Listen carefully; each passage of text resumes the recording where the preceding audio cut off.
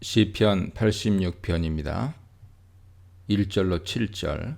시인은 주, 당신이죠. 주의 귀를 기울여 내게 응답하소서라고 외치며 하나님께 간구하기 시작합니다. 가난하고 궁핍한 자므로 하나님이 자기 기도에 응답해 주셔야 한다고 설명합니다. 가난하고 궁핍한 자는 무언가의 도움이 필요한 사람을 가리키는 것으로 보입니다. 그러나 실제적으로 이 어구는 악인에게 착취당하여 가난해진 자, 혹은 무고하게 핍박받는 자, 혹은 정의를 되찾아야 하는 자를 가리키죠.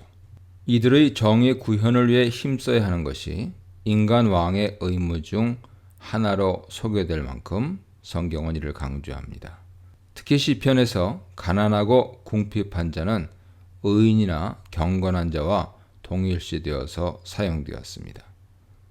이 시편에서도 시인은 가난하고 궁핍한 자신을 경건한 자, 하나님을 의지하는 자로 동일시하여 설명하고 있습니다. 시인은 하나님이 책임감을 갖고 시인이 뺏긴 정의를 되찾아 주시길 바라고 있습니다.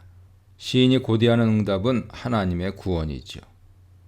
시인은 지금 목숨의 위협을 받는 위중한 상황에 놓여 있습니다. 그렇지만 하나님이 경건한 자나 그를 의지하는 자의 생명을 보존하고 구하시는 분임을 잘 알고 있지요. 그러므로 자신을 경건한 자, 주, 당신을 의지하는 종으로 소개하며 하나님의 도움과 구조를 받기에 합당한 자임을 밝힙니다. 자신을 하나님의 종이라 부르며 하나님을 주인으로 섬기는 자임을 강조합니다. 한편 시인은 하나님의 구조를 받기 위해서는 하나님의 은혜와 긍휼이 필수적임을 인지하고 있습니다. 그는 종일 하나님께 부르짖는 자신에게 은혜 베푸시기를 간구합니다. 또한 내 영혼을 기쁘게 하소서라며 요청합니다. 이때 내 영혼은 원문에서 당신의 종의 영혼으로 나옵니다. 시인은 반복해서 자신을 하나님의 종으로 부르며 자기가 하나님께 속한 자, 주인의 보호가 필요한 자임을 상기시킵니다. 5절에서 시인은 하나님의 여러 성품, 하나님의 선하심, 용서를 즐기하심, 부르짖는 자에게 인자하심을 나열함으로써 하나님이 자신의 기도를 들어주셔야 하는 이유를 덧붙입니다. 6절에서 시인은 다시금 하나님의 관심을 집중시키며 기도에 응답해 주시길 요청합니다. 이 구절은 1절과 유사한 내용인데 다른 것은 1절 이후에 2절로 5절까지는 시인의 간구와 하나님이 그에게 응답하셔야 할 이유를 나열하고 6절, 7절에서는 하나님의 응답에 대한 확신을 선언하고 있습니다. 시인은 그의 환난 날에 하나님께 부르짖을 때 하나님이 응답하실 것을 확신합니다. 이런 확신의 고백은 하나님에 대한 시인의 신뢰와 하나님과 시인의 돈독한 관계를 더 부각시키고 있죠. 8절로 10절입니다. 시인 한 사람의 기도에도 응답하시는 하나님은 개인이나 한 나라의 왕을 넘어 세상의 왕, 세상의 창조주십니다. 하나님만이 세상의 유일한 참신이며 창조주이시므로 그에게 견줄 만한 다른 신은 없습니다. 하나님만이 전능자시므로 그가 하시는 일에 견줄 만한 뛰어난 일 또한 없습니다. 그러므로 훗날 하나님의 피조물인 온 열방이 그 앞에 나와 절하고 그의 이름을 영화롭게 할 것입니다. 열방의 하나님 경배를 고대하는 시인의 고백은 하나님이 그의 선택한 이스라엘에게서만이 아니라 온 민족에게서 찬양받으심이 마땅함을 드러냅니다. 이들은 각 나라와 족속과 백성과 언어로부터 모여든 셀 수 없는 무리로서 그들의 하나님 찬양은 영원히 계속될 것입니다. 계시록 7장 9절 이하 참조하세요. 하나님께 대항하던 왕이나 민족들조차 하나님께 굴복하고 그 앞에 나와 귀중한 예물을 바치며 복종하게 될 것입니다. 시편 72편 8절 이하 보세요. 11절로 13절입니다. 시인은 이제 하나님께 그의 도를 가르쳐달라고 요청합니다. 가르침을 청하는 시인의 행동은 1절로 6절의 간구가 하나님의 은혜만을 얻어내려고 떼쓰는 행동이 아니었음을 밝혀줍니다. 그가 1절로 6절에서 하나님께 은혜를 구한 것은 긍휼과 은혜를 베풀 수 있는 권한이 자기에게 없고 하나님께만 있기 때문이죠. 시인의 의무는 하나님의 진리의 도를 배워 행하는 일입니다. 그러므로 시인은 이를 제대로 실행하기 위해서 하나님께 가르침을 요구하는 것이죠. 하나님은 이미 이스라엘에게 그의 말씀을 마음에 새겨 기억하라고 하셨습니다. 신명기 6장 6절 보세요. 하나님 말씀에 순종하기 위해서는 1차적으로 하나님을 경외해야 합니다. 시인은 이를 분명히 인지하여 하나님께 일심으로 당신의 이름을 경외하게 하소서라고 부탁드립니다. 하나님 말씀에 순종함과 더불어 시인이 원하는 것은 하나님 찬양이죠.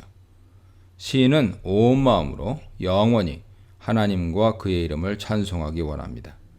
하나님의 이름에는 그의 성품과 하신 일이 드러나므로 하나님을 구체적으로 찬양할 수 있습니다.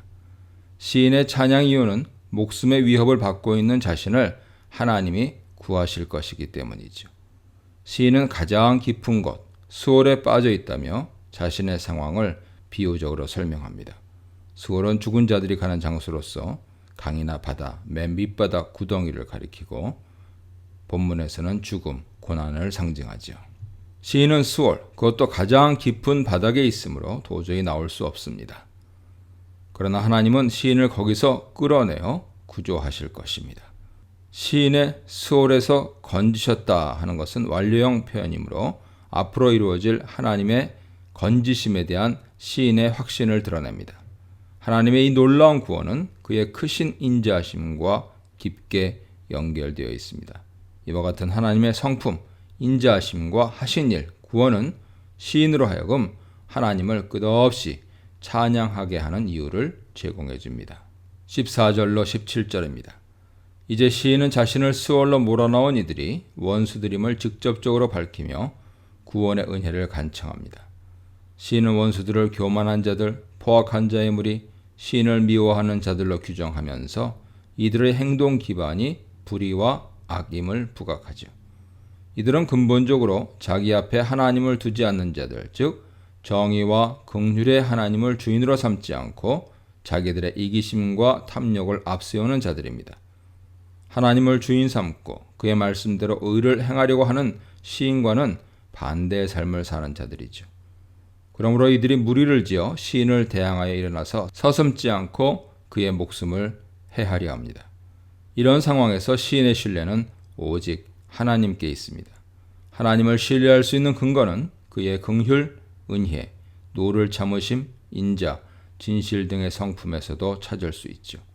광야에서 반역하는 이스라엘에게조차 긍휼과 용서를 베푸신 하나님이시니 하나님을 신뢰하며 포악한 원수들부터 고통받는 시인을 하나님은 그냥 내버려 두지 않으실 것입니다. 시인은 이 점을 확신함으로 하나님께 자신에게 주목하고 은혜의 구원을 베풀어 주시길 간구합니다. 시인은 2절, 4절에서처럼 자신을 당신의 종으로 부르고 당신의 여종의 아들이라 덧붙입니다. 당신의 여종의 아들은 당신의 종보다 자신을 더 낮추는 표현입니다. 시인의 겸손한 태도를 보여주죠. 이 태도는 원수들의 교만함과 포악함과 대조됩니다. 시인은 하나님의 구원을 표적으로 보여주시길 간청합니다. 시인이 요청하는 표적은 특히 선, 은총으로 번역되었는데요. 선의 표적으로서 하나님이 정의로 시인을 신원하시고 원수를 심판하시기 바랍니다. 시인을 미워하는 원수들은 도움과 위로가 하나님으로부터 시인에게 임하는 것을 보고 수치를 느낄 것입니다.